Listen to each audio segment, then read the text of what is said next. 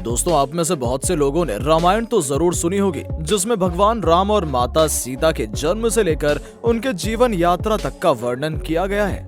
हिंदू धर्म की पवित्र धार्मिक ग्रंथ रामायण सभी के जीवन में प्रेरणा का स्रोत मानी जाती है। लेकिन आज हम आपको अपनी इस वीडियो में रामायण से जुड़े 10 ऐसे रहस्यमयी बातों को उजागर करेंगे जिसे आज तक कोई नहीं जानता होगा।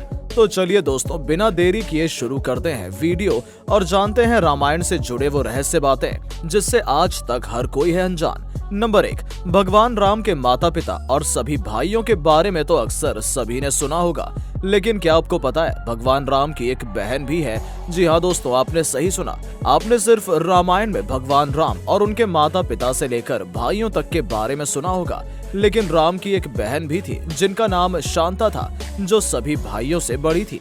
ऐसा कहा जाता है कि एक बार अंग देश के राजा रोमपद और उनकी पत्नी रानी वर्षिणी अयोध्या आए थे, लेकिन उनकी कोई संतान नहीं थी। जब ये बात राम के पिता और अयोध्या के राजा दशरथ को पता चली, तो उन्होंने अपनी बेटी शांता को राजा रोमपद और उनकी पत्नी वर्षिणी को सौंप दिया। राजा रोमपद और उनकी पत्नी वर्षिणी ने माता पिता की तरह शांता का पूरा ख्याल रखा। शांता राजा दशरथ और कौशल्या की इकलौती बेटी थी। नंबर 2, आप में से बहुत से लोगों को पता होगा कि प्रभु राम विष्णु के अवतार थे, लेकिन क्या आपको पता है प्रभु राम के बाकी भाई किसके अवतार थे? शायद आप में से कुछ ही लोगों को इसके बारे में पता होगा। तो हम आपको बता दें कि लक्ष्मण शेषनाग के अवतार माने जाते हैं, जो क्षीर सागर में भगवान विष्णु का आसन है, जबकि भरत को भगवान विष्णु के हाथों में धारण किए गए सुदर्शन चक्र का अवतार माना जाता है। वहीं शत्रुघ्न को भगवान विष्णु के शंख शैल का अवतार माना जाता है।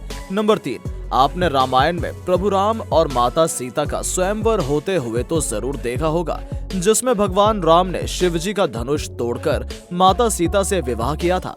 लेकिन क्या आपको पता है प्रभु राम ने अपने स्वयंवर के समय शिवजी के जिस धनुष को तोड़ा था, उस धनुष का नाम पिनाक था। नंबर 4, दोस्तों, रामायण में आपने लक्ष्मण और उर्मिला का नाम तो सुना ही होगा। क्या आप जानते हैं कि लक्ष्मण को गुदाकेश नाम से भी पुकारा जाता था, क्योंकि 14 वर्ष के वनवास के दौरान लक्ष्मण अपने भाई और भाभी की रक्षा करने के उद्देश्य से कभी सोते नहीं थे, जिसके पीछे का कारण है कि एक समय की बात थी जब प्रभु राम और माता सीता विश्राम कर रहे थे। तब उनकी रक्षा करने के लिए लक्ष्मण जाग रहे थे। तभी अचानक से निंद्रा देवी उनके समक्ष प्रकट हो गई। लक्ष्मण ने निंद्रा देवी से 14 वर्ष न सोने का वरदान मांगा। निंद्रा देवी ने कहा कि लक्ष्मण, अगर तुम्हारे बदले कोई 14 वर्ष तक सोए तो मैं ये वरदान तुझे दे सकती हूँ। तब लक्ष्मण ने निंद्रा देवी को अपनी पत्नी उर्मिला के पास जाने को कहा। निंद्रा देवी ने वहां जाकर उर्मिला से लक्ष्मण के द्वारा कहे गए समस्त वृतांत का वर्णन किया। तब उर्मिला ने निंद्रा देवी से लक्ष्मण के बदले 14 वर्ष तक सोने की बात मान ली। इस प्रकार इन दोनों ने ऐसा बलिदान देकर अपने कर्तव्य का पालन किया। नंबर 5, दोस्तों, आपने रामायण में ये तो देखा होगा कि भगवान राम माता सीता और लक्ष्मण सहित 14 वर्ष के लिए वनवास पर गए थे।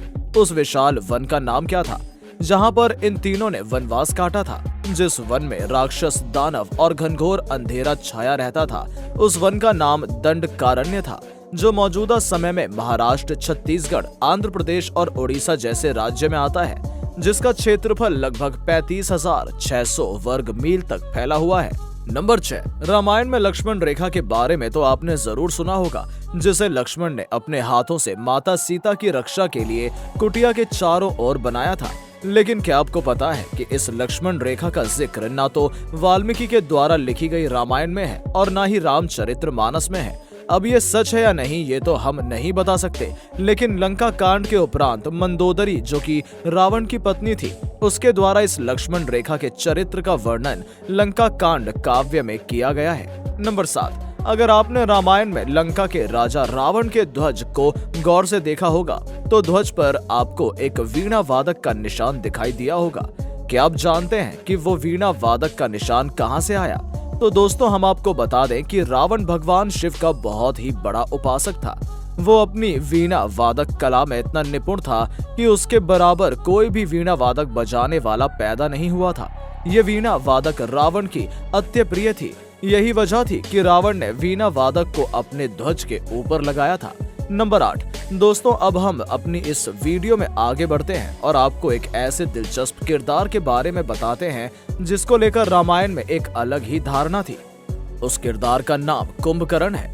कुंभकर्ण का नाम सुनते ही सबको सोने की याद आ जाती है, लेकिन बहुत कम लोग ही जानते हैं कि कुंभकर्ण को ये सोने की आदत इंद्रदेव के कारण पड़ी थी।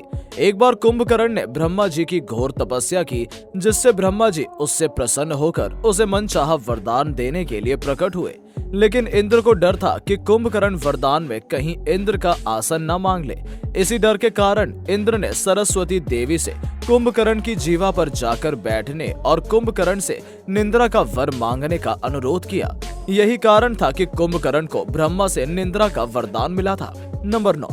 दोस्तों पौराणिक कथा ग्रंथ के अनुसार ऐसा माना जाता है कि भगवान श्री राम जी ने भी जल में समाधि लेकर अपना शरीर का त्याग कर दिया था।